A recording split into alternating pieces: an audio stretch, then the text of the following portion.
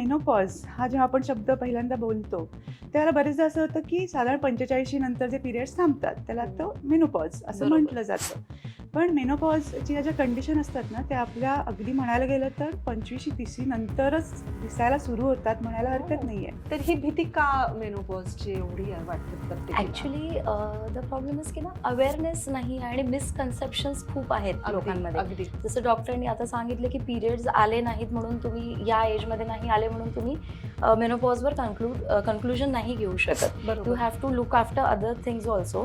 कधी कधी तुमची nutritional deficiency, basic vitamin deficiency असल्यामुळे, आयर्न बरोबर. डेफिशियन्सी असेल, एनिमिया असेल, तेव्हा सुद्धा पिरियड्स डिले होऊ शकतात. मेनोपॉज आणि थायरॉइड हे इंटरकनेक्टेड आहेत का? अगदीच आहेत. ओके. अगदीच नक्की आहेत. कारण थायरॉईड आपण खूप बघतो आहोत आणि थायरॉईडला मी काय म्हणते तो हॉर्मोन्सचा राजा आहे. ओके, सो तो जर हॉर्मोन्सचा राजा आहे तो डिस्टर्ब होतो आहे तर तुमचे इतर हॉर्मोन्स नक्कीच कुठे ना कुठेतरी डिस्टर्ब होणार आहेत. मेनोपॉजच्या फेजमध्ये थायरॉइड सुरू होतो का? या चांगला प्रश्न आहे आणि खूप वेळ होतोच. खूप वेळ तो डिटेक्ट तेव्हाच होतो.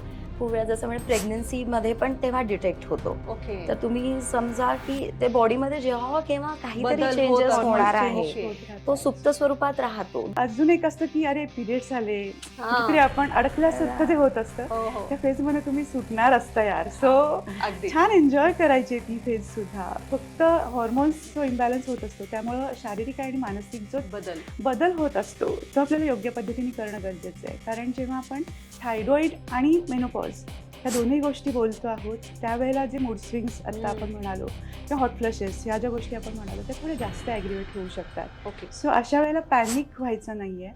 योग्य आपल्याला काळजी घ्यायची आहे शारीरिक आणि मानसिक.